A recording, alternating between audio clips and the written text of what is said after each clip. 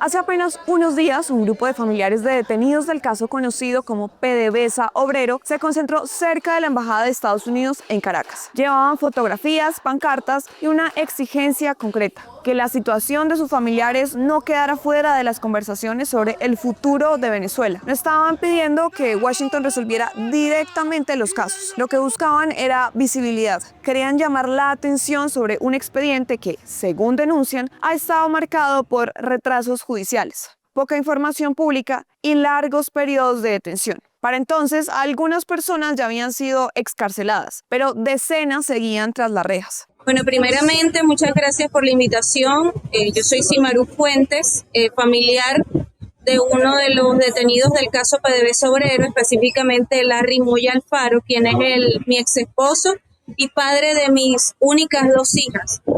Y bueno, he tomado el caso no solamente de él, sino como defensa del caso en general, porque es un caso emblemático y sirve de ejemplo de lo que es la inseguridad jurídica en nuestro país, la que todavía padecemos. Esa protesta resumía una historia que llevaba más de un año desarrollándose y que había convertido a PDVSA Obrero en uno de los casos más controvertidos de la Venezuela reciente. Más de 170 personas fueron detenidas en un expediente que mezcla acusaciones de contrabando, corrupción y sabotaje dentro de la principal empresa del país, Petróleos de Venezuela, PDVSA. Pero lo que convirtió este caso en una de las controversias más visibles de los últimos años no fueron únicamente las acusaciones, fueron las preguntas. ¿Por qué tantos trabajadores petroleros terminaron excarcelados? ¿Qué pruebas existen contra ellos? ¿Y por qué sus familias llevan tanto tiempo exigiendo respuestas? Para entender cómo se llegó hasta aquí,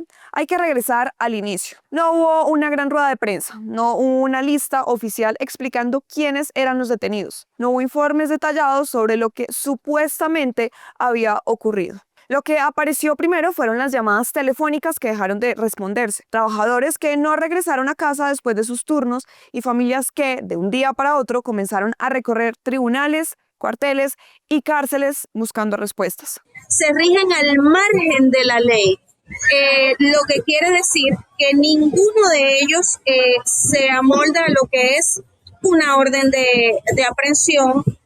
Se caracterizan por desapariciones forzosas, secuestro, son presentados a los tribunales a espaldas de sus familiares y sin ni siquiera ellos saber por qué los están llevando a tribunales o por qué fueron secuestrados, porque de paso no es que te llegan a tu casa o donde tú estás, mira, aquí está una orden de aprehensión por esto, no, llegaban, los encapuchaban, los desaparecían.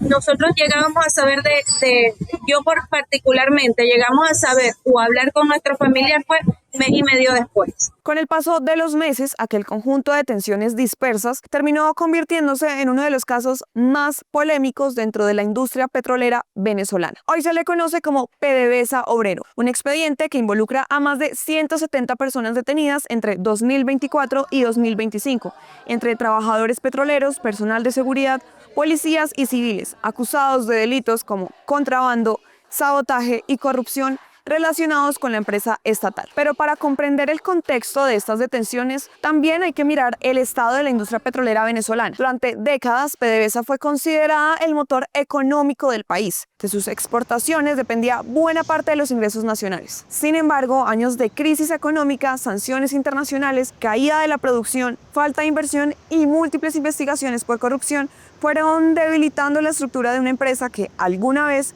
estuvo entre las petroleras más importantes del mundo. En marzo de 2023 estalló uno de los mayores escándalos de corrupción en la historia reciente de la estatal. Las investigaciones sobre la llamada trama PDVSA Cripto revelaron pérdidas multimillonarias asociadas a ventas de petróleo cuyos pagos nunca ingresaron completamente a las cuentas de la empresa. El caso terminó involucrando a altos funcionarios, empresarios y directivos.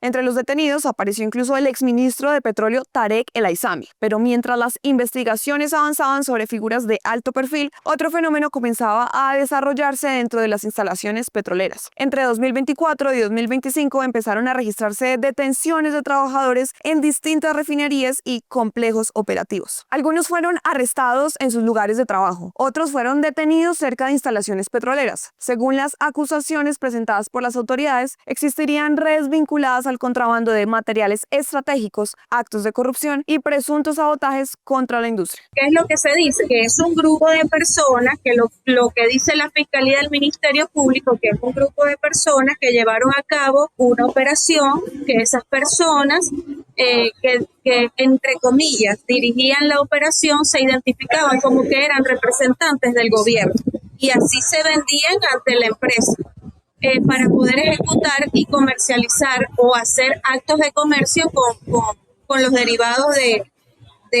la industria petrolera. Y digo presuntamente, y siempre mantengo la palabra presuntamente, porque lo que podemos inferir es que toda la causa en general fue montada.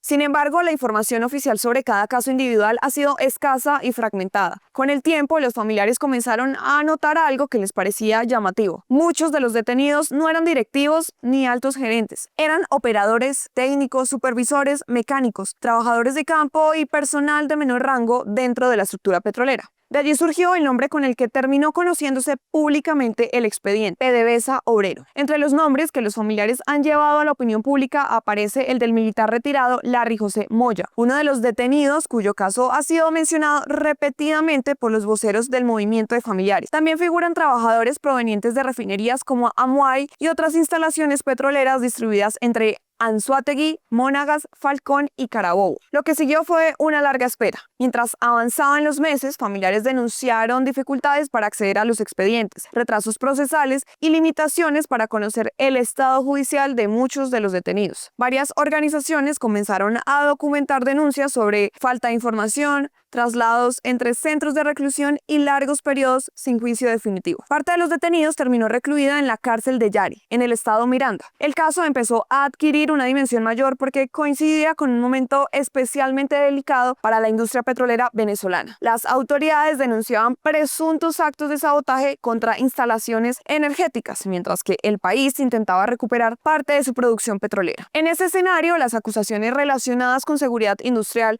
contrabando y corrupción comenzaron a ser tratadas como asuntos de alta sensibilidad para el Estado. Sin embargo, la versión de los familiares era muy distinta. Ellos insistían en que muchos de los detenidos no formaban parte de estructuras de corrupción ni de redes criminales. Sostenían que se trataba de trabajadores que habían terminado involucrados en investigaciones amplias sin que existiera claridad suficiente sobre las responsabilidades individuales de cada uno. Las protestas comenzaron a repetirse frente a organismos públicos, tribunales y sedes institucionales en Caracas. Como que estos trabajadores petroleros, que no son trabajadores petroleros nada más, sino desempleados civiles militares, pues, militares, 6 CPC y trabajadores del Ministerio del Ministerio de Energía y Petróleo y también trabajadores del INEA, están sirviendo como chivos expiatorios de lo que más bien se trata de delitos de cuello blanco, pues que están fuera del alcance de este tipo de personas, que como lo dice la misma presidenta encargada, Delcy Rodríguez, pertenecen a estratos sociales 4 y 5. Para 2026, el movimiento de familiares ya había adquirido una organización propia. Madres, esposas, hijos y hermanos empezaron a aparecer con fotografías de los detenidos. Lo que inicialmente parecía un asunto restringido a expedientes judiciales terminó convirtiéndose también en una historia humana de espera e incertidumbre. Algunas de esas familias llevaban más de un año recorriendo oficinas públicas intentando obtener respuestas. Otras denunciaban que sus parientes permanecían encarcelados sin que hubiera comenzado un juicio formal. Varias reclamaban la revisión de los expedientes y la posibilidad de que observadores independientes pudieran seguir los procesos. A ellos les impusieron a todos defensa pública y todos los defensores públicos han estado brazos caídos, presumo, vuelvo y repito, presumo, por órdenes de no ejercer una defensa efectiva hacia ellos. Porque este tipo de casos se caracteriza por detenciones sin orden de aprehensión, desapariciones tortura, posteriormente son presentados de forma, digamos que clandestina ante los tribunales. Hasta el sol de hoy, que tienen 20 meses detenidos, no les han permitido nunca hablar con un abogado. Nunca les han informado por qué fueron detenidos. Y no comprendo, y aquí retomo la pregunta que me hiciste de que si nos unimos a la protesta en la embajada, nosotros digamos que estamos haciendo presencia y apoyando a nuestros compañeros de los demás movimientos de presos políticos, pero nuestro mensaje en particular para el gobierno de los Estados Unidos y nuestra presencia allí es para visualizar, uno, que hemos recurrido a todos los canales regulares que nos ofrece Venezuela en estos momentos. Y dos, que en el marco de las recuperaciones de las relaciones internacionales, y tal como lo dijo la presidenta encargada, aquí no puede haber reconciliación posible, no puede haber una recuperación política, económica, si no pasa primero por depurar el sistema judicial, porque es que no puede ser que a 5 meses de tener una nueva gestión todavía tengamos secuestrados y rehenes en las cárceles que nadie sabe de su paradero, como es el caso de Hugo Marino, que lleva 7 años desaparecido y nadie sabe dónde está, como lo fue el caso de Víctor Hugo Otero, que si no sale a buscarlo la mamá, nadie hubiese sabido que ese señor se murió dentro de bajo custodia. En abril de 2026 ocurrió un giro inesperado. Comenzaron a registrarse excarcelaciones. Más de 50 detenidos vinculados al caso fueron liberados de la prisión de Yare. Semanas después, un nuevo grupo recibió medidas de libertad condicional. Las liberaciones sorprendieron incluso a algunos familiares, quienes aseguraron que no habían sido notificados previamente. En la Asamblea Nacional obtuvimos la liberación de 51 personas. Posteriormente se decide que ya la ley de amnistía no iba a surtir efecto, de acuerdo a la comunicación que dio públicamente la presidenta encargada Delcy Rodríguez, y nos abre la puerta a la Defensoría del Pueblo, la recién nombrada Defensora del Pueblo, Egle González Lobato, y por medio de sus gestiones conseguimos la liberación posterior de 19 personas más y recientemente 7 personas. Es decir, que tenemos un total de liberados de 76 personas aproximadamente, de un conglomerado que manejábamos de 153 personas que decidieron sumarse a nuestro movimiento. Y esas 153 personas son de los casos de PDVSA Oriente, que es del buque fantasma, que es el mismo caso de Refinería El Palito, y trabajadores del Distrito Capital, de La Guaira y del Estado Falcón. ¿Okay? En el Estado Falcón son otros supuestos, pero presumimos que todo tiene su origen, que esta ola de detenciones tiene su origen desde el nacimiento de estas detenciones arbitrarias, que fue en Oriente, en el oriente del país. Sin embargo, las excarcelaciones no significaron el cierre del caso. Muchos de los beneficiados continuaron sometidos a procesos judiciales y todavía decenas de personas permanecieron detenidas. La cifra de excarcelados comenzó a disminuir, pero la controversia permaneció intacta. A finales de mayo de este año, familiares volvieron a manifestarse públicamente exigiendo la liberación de 78 personas que continuaban privadas de libertad. Para entonces, el caso ya acumulaba más de un año de denuncias, protestas y reclamos sobre transparencia judicial. Y fue precisamente en ese contexto cuando ocurrió la protesta frente a la Embajada de Estados Unidos que volvió a colocar el tema bajo los reflectores. La imagen de familiares sosteniendo fotografías de los detenidos resume buena parte de lo que representa hoy PDVSA Obrero. Por un lado, las autoridades sostienen que las investigaciones responden a presuntos delitos graves relacionados con una industria estratégica para el país. Por otro, decenas de familias continúan reclamando transparencia, debido proceso y respuestas claras sobre personas que llevan meses o años vinculadas a expedientes que todavía generan más preguntas que certezas. ¿Qué queremos? Queremos sencillamente que regresen a nuestros familiares a nuestras casas. Nosotros no les estamos pidiendo, ni siquiera le estamos pidiendo una libertad plena. Denle sus medidas cautelares y dejen que ellos demuestren su inocencia en libertad. porque estos casos no fueron casos hechos como tiene que ser en el orden constitucional y en el orden que establecen las leyes. Fueron casos hechos de manera clandestina. Pero si bien es cierto que no quieren dar una demostración de debilidad dándonos a nuestros familiares en libertad plena, bueno, pero que nos los den en medidas cautelares y que dejen que ellos enfrenten su proceso en libertad. Quizás por eso el caso ha trascendido al ámbito petrolero.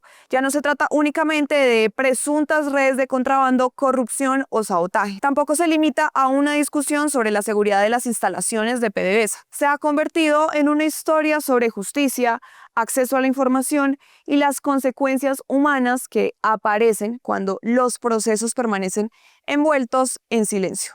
Mientras algunos detenidos recuperan la libertad y otros continúan esperando decisiones judiciales, las familias siguen reuniéndose frente a instituciones públicas, con fotografías en las manos. A más de un año de las primeras detenciones, el expediente sigue abierto. Y esa es precisamente la característica que define al caso PDVSA Obrero en 2026. No es una historia concluida, es una historia que todavía se está escribiendo.